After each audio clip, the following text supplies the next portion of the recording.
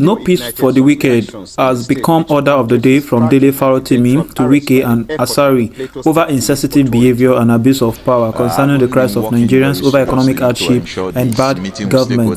This and more is what I'll be bringing to your screen in this episode. So therefore, if you're watching this episode right now, kindly like, comment and share this video to all social media platforms, and don't forget to click on the notification icon to get you notified of our next video and recommendations from viewers. Stay tuned, we'll be right back. Weaponization TV show. The whole of crime scene. It's happening in the street again. The center of political news, celebrity gossip, religious gossip, and happenings in the society. Join us, the voice of Africa. Welcome back, my people. Is this not a calamity? Is this not a catastrophe in a country that is full of valuable things, full of riches and wealth? How would it sound to hear that a nation full of wealth is one of the most poorest countries in the world? This is the case of Nigeria, as our political leaders such as Wike, who has seen his position as a settling point to reign till eternity, they seem to forget that life is too short for all. Or is it Asari, who refused to recognize the fact that his ruling that made his position available because they are living? Can they understand the fact that the way they are ruling us cannot amount to equity and fairness? Imagine a leader erecting an hospital for the masses but cannot afford to risk his life to take treatment from the same hospital he built. This is so sentimental that they seem to be a king but rather a slave to the colonization and civilization. We are not condemning what colonization and civilization has brought to the country, but then the leaders are blind to see that this isn't a freedom but an indirect slavery. This many more is what Dele Farotimi, who is a prolific and proficient human rights activist, spoke about in one of his video clips 2 days ago, stating the part where Nigerians are getting it wrong. He went further to stress how powerful it can be if the three elements in which freedoms and equity is built upon can help to suppress the struggle of the nation and elevate the country beyond normal. But due to their selfish and corrupt life, they ignore the pivotal truth but settle for the otherwise, therefore ruling this country to a dim darkness of sorrow and slavery. His message calls for a deep thought and a highly sophisticated sense of humor to be able to liberate from indirect rule, indirect slavery the government has put us in. My people, let's watch this video to get the message from Dele Farotimi. We'll be right back shortly. Good morning, everyone. Welcome to a new week. The last week was a horrible one. A good man went home to be with God. Bola Ahmed. He was first my friend, then he became my brother, and then he became my leader. The transition from one stage to the other didn't quite take more than a month.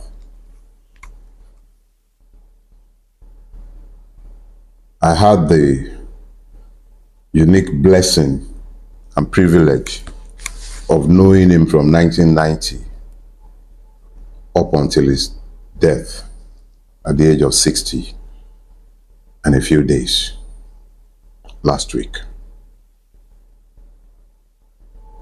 I'll speak about him in due course. Today is not the day. Today, a day is not even enough. And I know that long after we are all gone, Ademola Adesina Ogunlanu Sheruba Jigi would continue to be remembered. He is immortal. He had more dignity and integrity in the tiniest of his members, his pinky, than those who assailed him because of the vicious politics of the Ikeja Bar. That's another story for another day. This morning, I would like to talk to you about seed time and harvest time.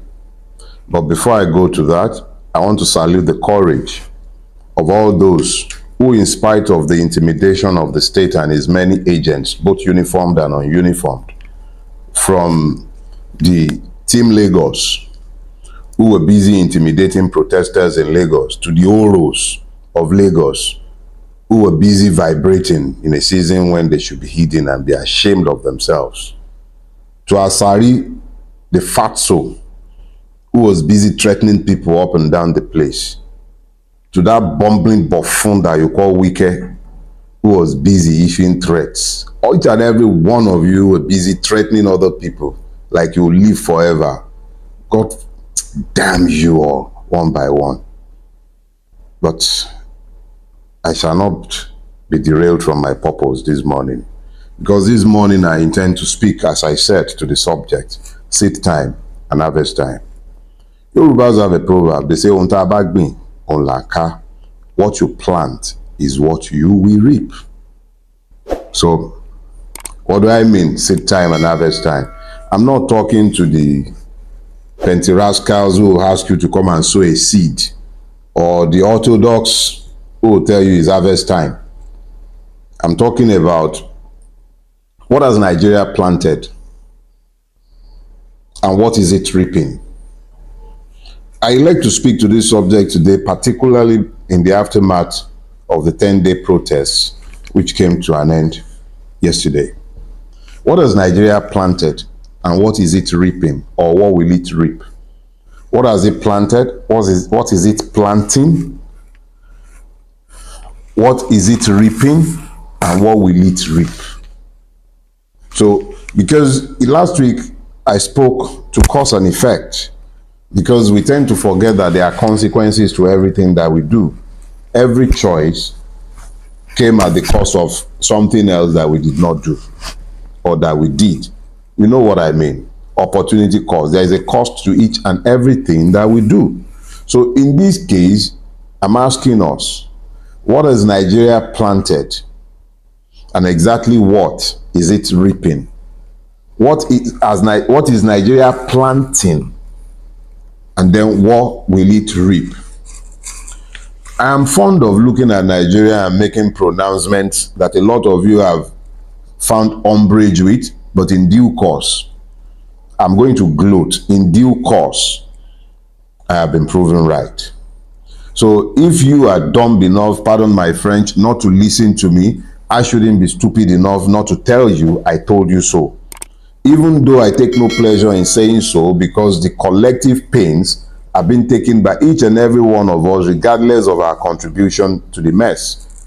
Both the innocent and the guilty are getting punished together. So my admonitions to you were wasted. But I urge you, incline your ears in this season, because it matters. It matters that you incline your ear and hear me very clearly.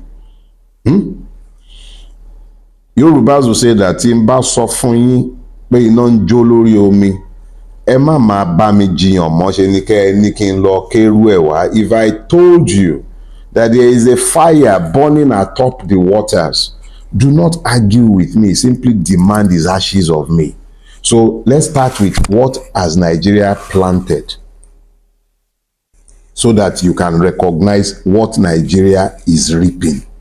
And we will do so using last week's and the last 10 days protest as the template for our deductions.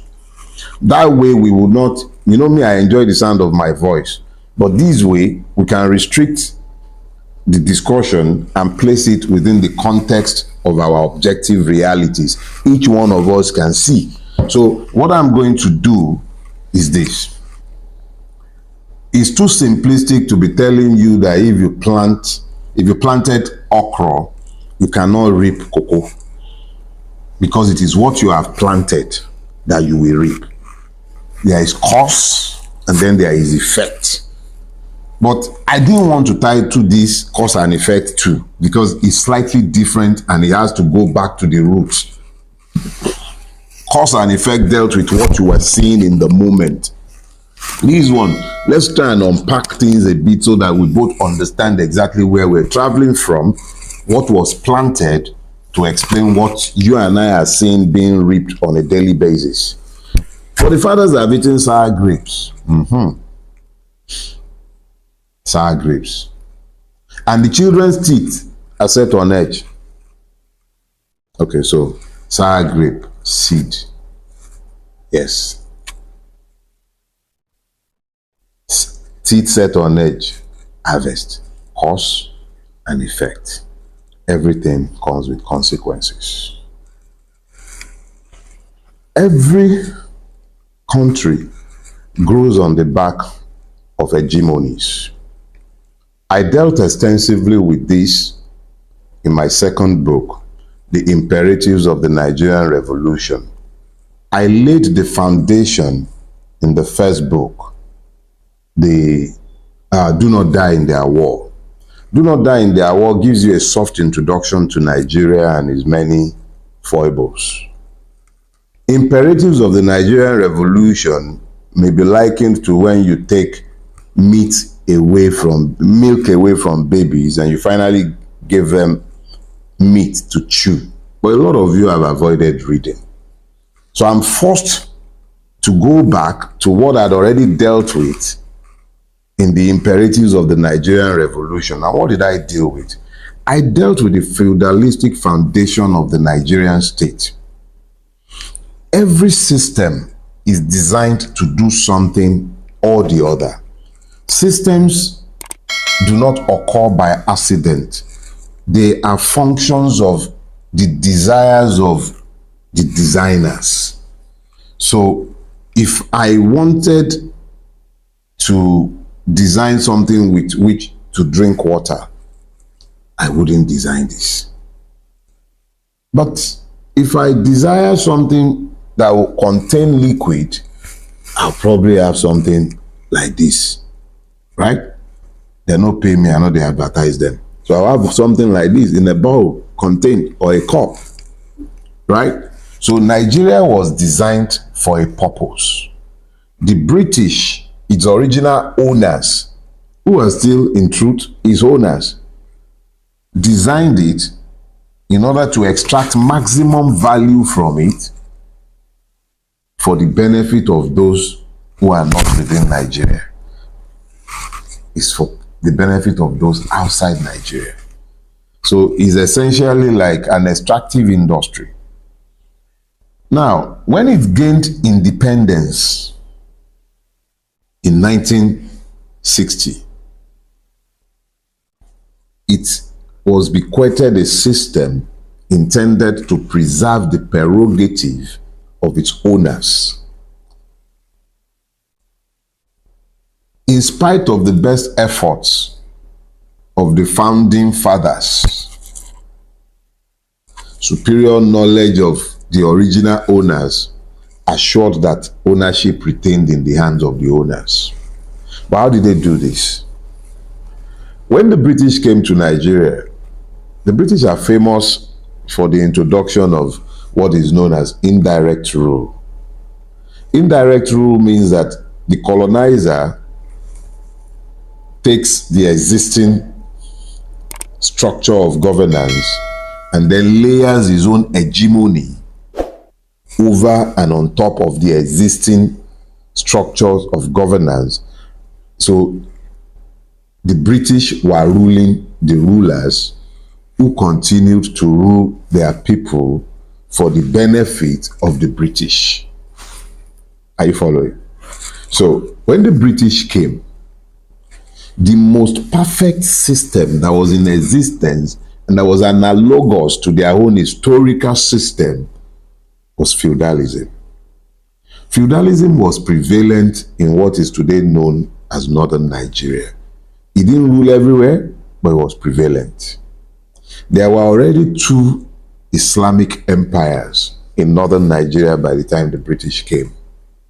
You had the Kanem Borno Empire, and you had the Sokoto Caliphate. So when the British came and either defeated, as they defeated, I believe, at Tahiru, was that 1904 or thereabout? I'm not too sure now. Is it 1894? I'm not sure. You can go and check your history. When the British defeated the Sokoto Caliphate, they effectively became the owners of the Sokoto Caliphate. And the Sokoto Caliphate, with the Emirate systems, ruled on behalf of the British. That was the indirect rule in northern Nigeria. Now understand this. There were vast pockets of population that had not been conquered by either the Fulani or the Borno Empire. In some cases, because they simply couldn't. Those people probably occupied terrains that made it impossible for them to be subjugated by cavalry, or because they deliberately refused to conquer those places. Those of you who are Muslims, follow me. In Islamic principles and doctrine, you have what is known as Dar Islam. That is the land occupied by the faithful Muslims. And then you have Dar Abre. That is the land occupied by unbelievers. When a land is occupied by fellow Muslims, a Muslim ruler cannot wage war unjustly except to correct an apostate ruler who is going to lead his people to sin against Allah. Except that be the case, he does not have legitimacy to wage war against a fellow Muslim. So, the Fulani slave raiders deliberately refused to conquer parts of northern Nigeria, even though they had the capacity to. What they did was to build garrisons in parts, and then they come they come in numbers during certain seasons, mostly just before the harvest. They come in hordes from the Sahel with the cattle. It was time to feed cattle on things that had been planted by the farmers in the areas where they had determined that they were going to be raiding for slaves. Slaves were an essential article of trade in this trans-Saharan trade route. The trans-Saharan trade, particularly slave trade, precedes the transatlantic slave trade by at least 200 years or more. Go and read your history. It's up to you. I think about 300 years actually. The trans-Saharan slave trade had been going for years, and the accurate records being kept. I remember Lamido Sanusi, now one of the two emirs in Kano, saying at the time that they still had records dating back centuries in the Kano Emirate palace, because that was the primary article of trade. I warrant that if anybody should look through those books as revealed by Lamido Sanusi, I warrant that you'll find that the main article of trade were human cargoes. So what you call the Middle Belt today were largely either unconquerable or deliberately left unconquered. The North Central, what you call Benue, Taraba, largely FCT because of the terrain, the Gbaris, a vast part of what we commonly refer to as northern Nigeria, as if it were to be one homogeneous whole, were people who were not conquered or could not be conquered by the Fulanis or the Borno Empire. So what simply happened was that when the British came, they simply layered over that and then subjugated people who were not necessarily part of any emirate system before then, who were not subject to the Fulani. They became subject to the Fulanis because it was convenient for the British. So feudalism, which is the Fulani rulership concept, was exported. Even existing structures were feudalized. Existing chieftaincy structures were feudalized, as the whole of Nigeria, anyway, eventually became progressively feudalized. What does this mean? It simply means that the Fulani governance structure, which allows for the stratification of society along class lines, the peasantry, the privileged, and then the ruling class. That's the broad category out. Let me just give you those broad categories. The important thing is that if you were born a commoner, you knew you were going to live and die as a commoner. If you were born privileged, you knew you were born and you will die privileged. Each person knew his place and very few aspire. And the only way any even move is by military prowess. So sometimes a peasant who is in the military might perhaps, and I'm just saying this because it can't be ruled out, and because that is the history, normal history of feudalism, because the British started with pretty much the same route. So what has Nigeria planted? What did the British plant? The British did not plant a country that was found on equity, that was found on justice, or that was found on the common interest of the people. It was found to serve interests different from those of the people. And they handed this to an hegemony. This hegemony is completely feudalistic in its outlook. That hegemony shaped northern Nigeria. That hegemony was the one that was given the Nigerian veto. Now, don't get me wrong. Every society, every country develops on the back of hegemonies. Hegemonies means the overriding influence in any space. The Fulani hegemony was given an hegemonic veto over the Nigerian state from the beginning of its creations. If you read the book, Imperatives of the Nigerian Revolution, you'll find these historical facts. And I say facts because they were recorded by persons who were part and parcel of the erection of this system.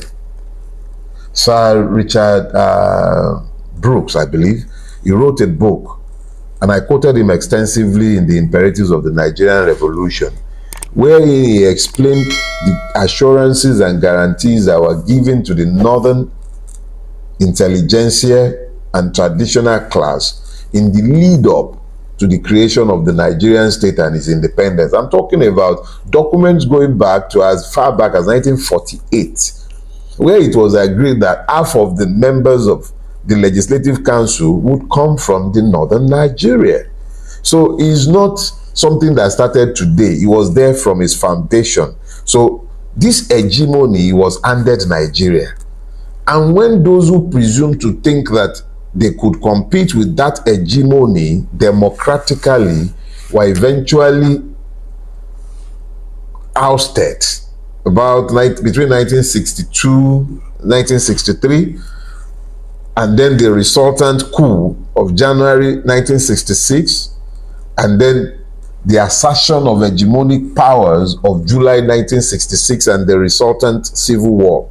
That hegemony effectively took control of Nigeria after the second coup.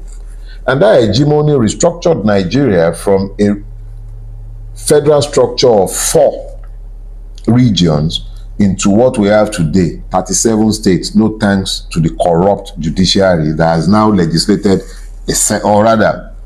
more or less, legislated a 37th state. So you've got 37 states in Nigeria today, a product of the hegemony that has governed Nigeria. So what has that hegemony planted?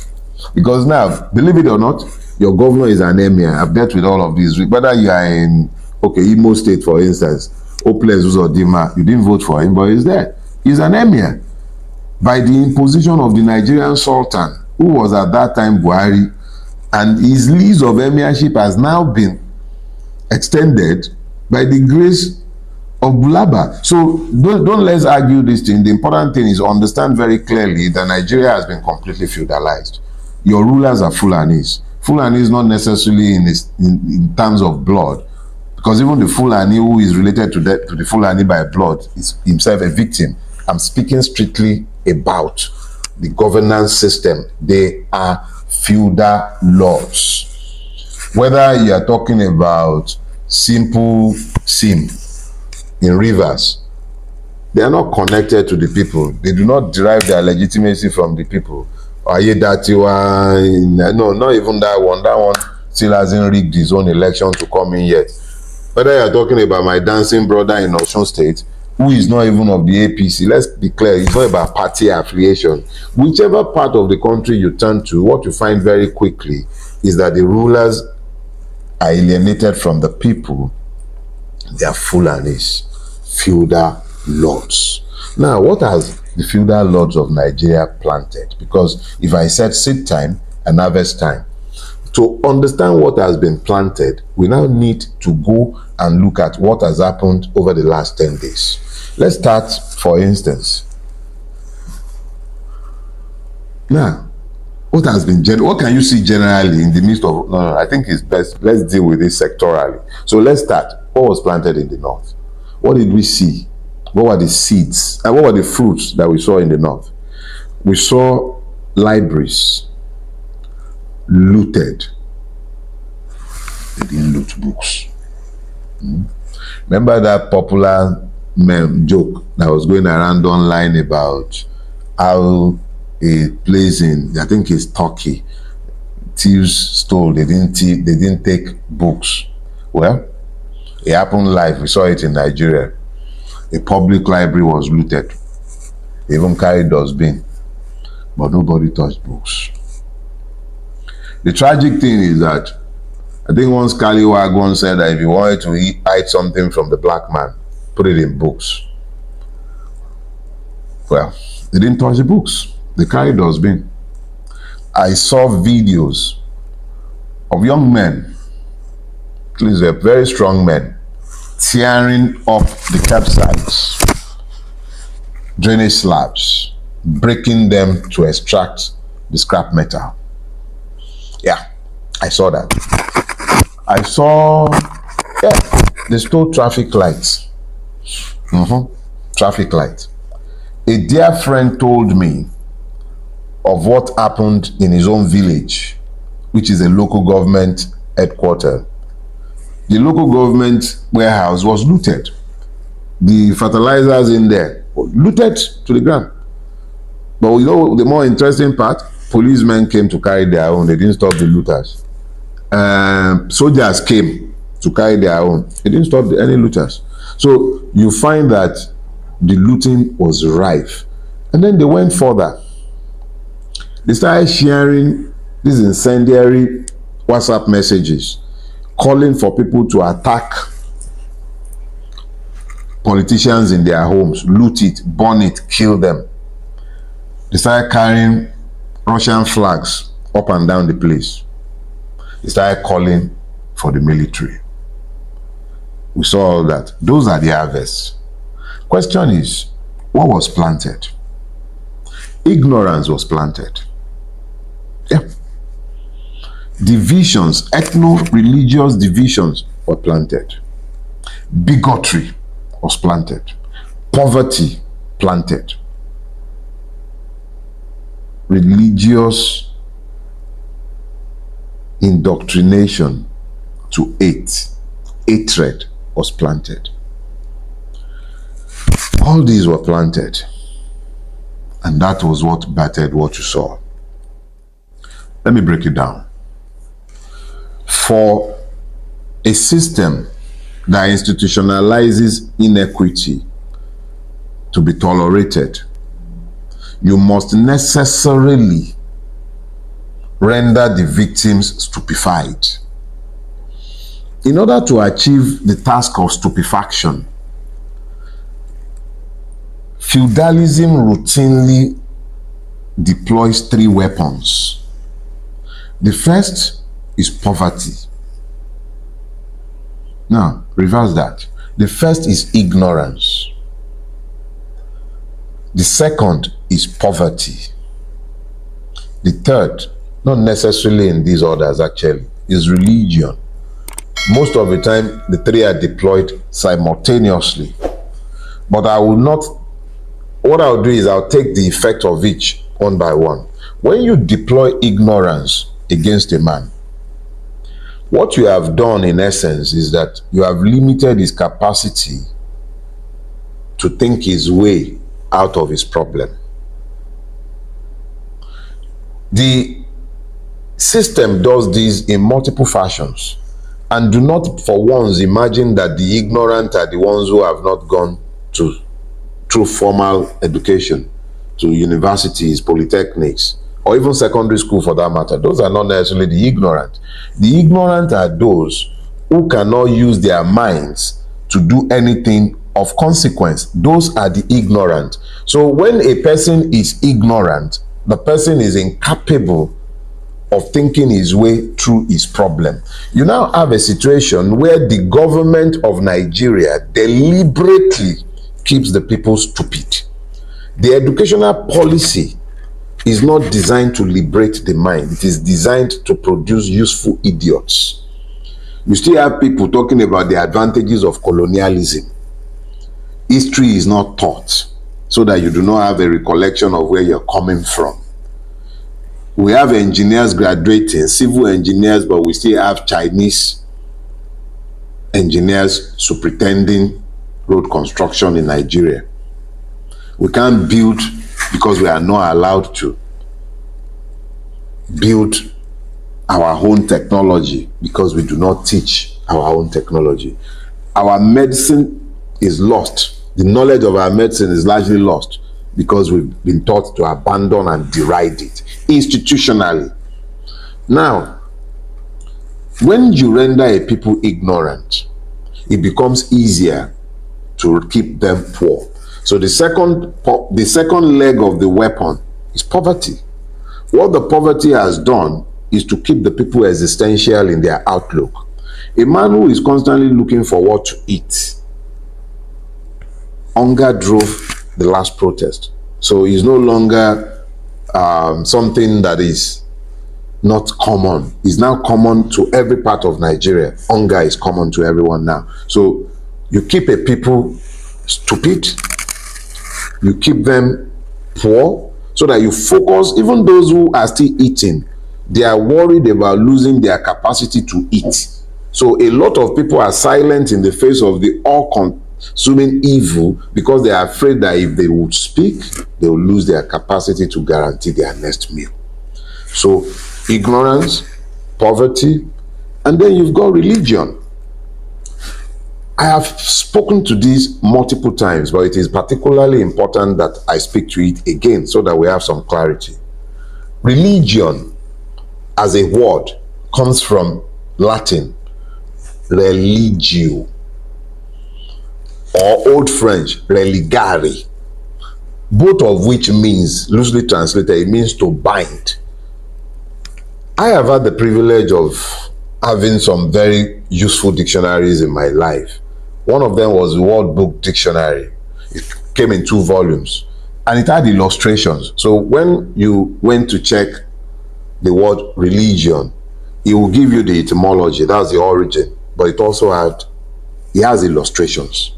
At least the one I had when I was growing up, it had illustrations. And it will show you a finch, a small bird, very flighty, just a little bigger than the hummingbird, but very flighty. It then shows you this bird with his wings tied in a bow. So the purpose of religion is to fetter your mind. So when you have, the purpose of fettering your mind is to ensure that you do not think outside acceptable parameters, which is why it's easy for somebody to tell you he's Muslim, you must hate him, or he's Christian, he should be hated, or he's a Shia Muslim, he's not human. Do you understand? So religion is intended to fetter the mind so that the human mind, which is desperately wicked, would not think outside acceptable parameters that might threaten the convention as defined by those who found religions. I'm not knocking religion, don't worry, I'm also a Christian, even though I don't go to church. So don't worry, you can be as religiously stupid as me, whether you're a Muslim or a Christian or an Olorode in Lagos. It doesn't matter. Important thing is that when you have religion as weaponized in Nigeria, and I'll show you how weaponized it is. So peaceful protest was called. Government was busy threatening fire and brimstone. Police were busy issuing all kind of threats. Thugs, Asari, Donut, Fatso, one they call Sego in Lagos with Team Lagos, they call them. I think that was the team that was working with that one when they were looking to kill me in 2021. See, when all of, and then you are busy threatening this guy, I forget his name now, the Yoruba Liberty Movement guy. What's the problem with you guys? You go around threatening people like you yourselves, you won't even die again. Will you live forever? Stop all this nonsense and focus your brain on living a life that is worthy of emulation. So they were busy threatening people up and down the place. Not a single man of God, aside from Pastor Sam Aidogmo, spoke to the right of the protesters. But right in the middle of the protest that the police had been threatening fire and brimstone, of course, some people were busy walking and praying. In every Nigerian home, no, exaggeration, let me just say this. Almost every second of the day, there is a Nigerian who is busy praying against bad governance in Nigeria. They pray to God every day against bad governance in Nigeria. Every mosque, almost every mosque, every church, everywhere they are praying in Nigeria. Everywhere you find a praying Nigeria, and there are a vast number of praying Nigerians. They're praying against bad governance. But not a single religious leader of prominence spoke to the right of those who wanted to peacefully protest against bad governance. It became impossible for any one of them to find a word to say in support of those who are calling for peaceful protests. When police began to kill people, brutalize people, when thugs began to come out to threaten people, not one of them had anything to say. But in the midst of that, they were walking and praying. Exactly what were you praying for? But religion has to gent, it has to play its part. Just like Muslim clerics were busy trying to demonize the protest before it broke out. They were busy on behalf of government trying to demobilize the people from protesting. Instead of looking to focus their attention on peaceful protest, instead of looking to take control of the crowd, instead of looking to speak truth to government, but of course, how could they? The Sokoto Sheikh has already informed us, when they were all sat in what should be the holies of holy in the Nigerian state, the occupier of the stolen seat informed all of them. He purchased the seat, and the people who got paid were largely sat in the room, and they couldn't say a word. Thanks to that sheikh, at least we heard that one. So of course, how could anybody possibly talk? So religion played its part. Now, when you look to what was harvested,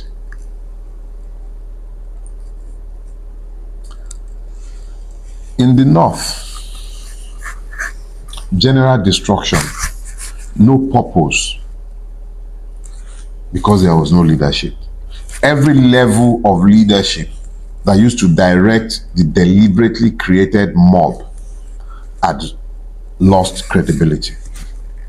The traditional system could no longer control them. The political class had lost control, and the clerics, because of their complicity in the current mess, also couldn't call the people to order. So, what was planted? I told you already. Ignorance, poverty, religious idiocy. What is being harvested? Destruction. So let's come to the West. What did we see?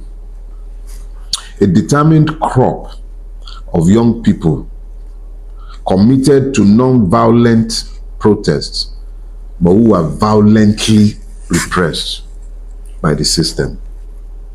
We saw that very clearly. We saw the thugs, we saw the police brutalizing protesters. In the north, it was protesters brutalizing police, and then police showing their usual self.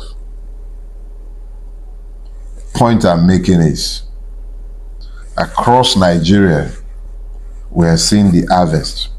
Oh, but the East is particularly interesting. Not a single consequential protest. Why? Nigeria planted indifference in the East. In the land of the Igbos, it planted neglect. It planted injustice. It planted inequities, as it has planted everywhere else. Don't get me wrong.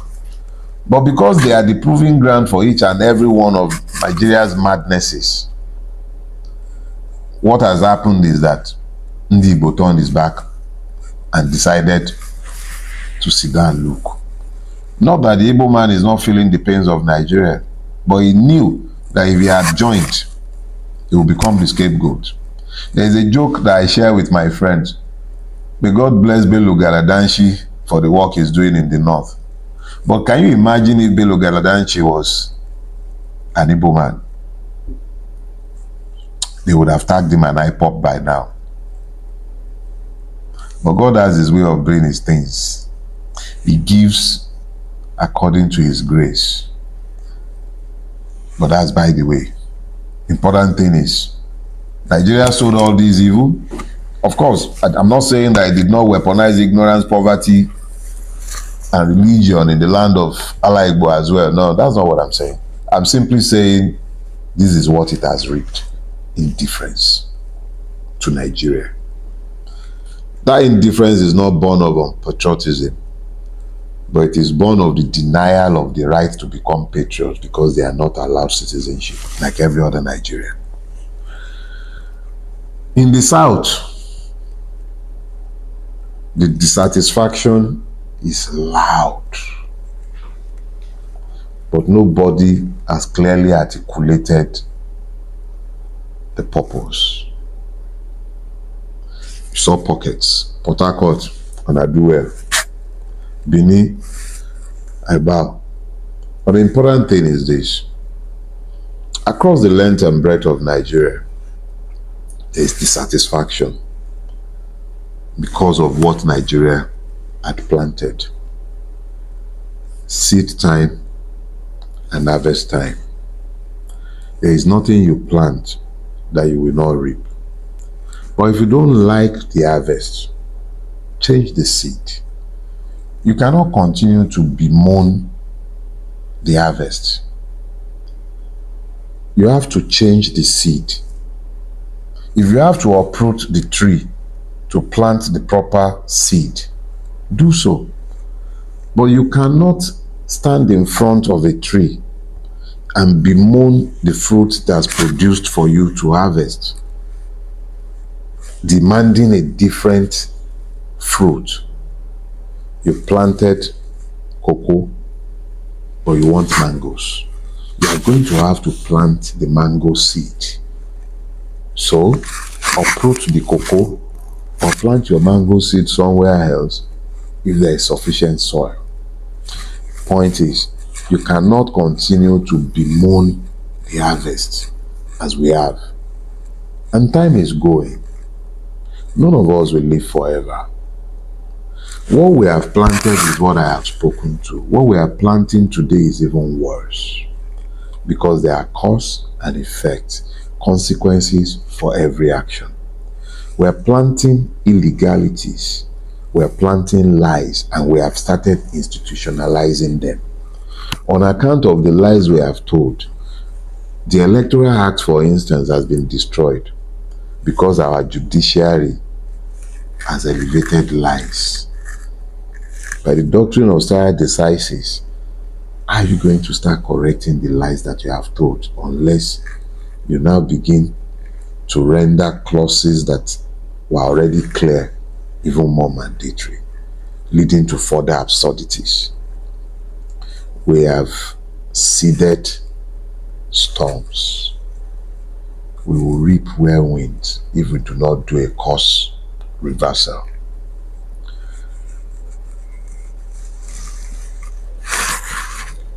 Our situation is not intractable, and it is not beyond our capacity to find our way back to normalcy. But that can only happen after an acknowledgement of where we are. The president of Nigeria responded true to type in his address to the protesters, or shall I say in his diatribe to the nation or to Nigeria. He spoke extensively without speaking. He did not address a single one of the demands. I know there are multiple lists. I stand behind the one with 10. Not one was addressed. That is not indicative of a person or a system that is interested in peaceful change. Your current trajectories are unsustainable. You cannot continue to hold the slave plantation that you have held. Some of us will not be able to keep quiet and allow you to continue to do what you are doing. And I think enough people have been awakened, sufficiently awakened, to challenge the evil that Nigeria has become. So what that means is that for as long as you are not listening to the people with an interest in changing things and turning our circumstances around, you are merely assuring that there will continue to be responses, not reactions, responses to your evil. The situation is that you will grind this country to a halt eventually. And that is bad for everybody. It is important, whether we have elected you or not, you are the one in power today, and I'm not looking to have an argument about the legitimacy of your seat. You know that yourself. But those of you who are in power today, you need to tell yourselves, if you allow your hubris to continue to shape your responses or your reactions, you will tip Nigeria over the precipice. You need to give the people hope. You need to provide security for Nigerians. You didn't address that subject. You need to tackle poverty, food security. Food poverty has become a thing. People are going to bed without eating. Somebody came to my DM and told me that they're now cooking corn husk as food. That was about a year ago. Corn husk. Not the corn, the husk. Shukwagbado. They're eating it. There's nothing to eat. The insecurity has rendered the people who had never really had much impecunious, completely impoverished. So the weaponized poverty has been accelerated on account of insecurity. Do something. Address these issues, or the streets will boil again. And those of you in the north, particularly, you need to take leadership, or the situation will get out of hand. Aboro. And so for Moluabi, half a word is enough for the wise. If you do not like your harvest, look at the seed you are planting. Seed time and harvest time. What you plant, you will reap. See you next week, and God bless you. Amen. As you can see for yourself, can you all imagine the level of stupidity our leaders have been displaying? Can you imagine how deep-rooted they've spoiled this nation? How can they be so confident in their selfish mind to think that this life is for them alone? How can they forget that there's no one who died that came back to life and continued with his legacy? That aside, let's talk about the issue of ignorance. It is now clear, truly, that ignorance is a great disease. A lack of knowledge is the beginning of slavery and suffering. Oh, let me remind you leaders that in family of 5, if there's one wealthy man and found 4 poor wretched members, this same family will still be regarded to as a poor family. So this is the case of a nation. If they should rank us according to wealth and riches, Nigeria is approximately a poor country because there's no development, no innovation, no love, no support, but oppression from the riches that made them look like a king. But anyways, there's always a king in every aspect of life. Maybe they are trying to call themselves the king of the slaves. I don't know, but I think that is what they'd like. What about the case of poverty? This alone is enough to let the leaders know that they are having nothing upstairs but their selfish lifestyle. How can you be prosperous from a nation's wealth, leaving the owner in absolute poverty, thinking that one day the people would live for you to make more wealth? Let me inspire you leaders a little bit. Do you know that there can't be success if there's no failure? And there can't be failure without success. They both play important role. It is our thinking that makes negativity a bad thing over positivity. But to show you that negativity and positivity have equal powers, that's why they cannot do without each other. I don't think they understand this. But now, let the king of them all, religions. Whenever I see fellow Nigerians fighting and insulting each other over religious issue, imagine the kind of damages they've done to each other. It's a different thing to have a belief, and it's a different thing to have a way of life. All is a matter of choice, but I don't think that should be general enough to determine the relationship between brothers of the same nation. The greatest weapon this government has used against us all is the issues of religion, and we keep falling for it. We keep arguing over irrelevancies. While we are suffering, we all have been brainwashed and deeply crapped off the brain to see the reality of life. Well, I believe this message is enough for us to re-strategize on our actions, take a bolder step to stop the corruption and failure of economic hardship and pains this government has already given us. This is where I'll be putting this episode into stop. So please don't forget to like, comment, share this video, and also click on the notification icons to get you notified for our next video. Stay tuned, stay connected.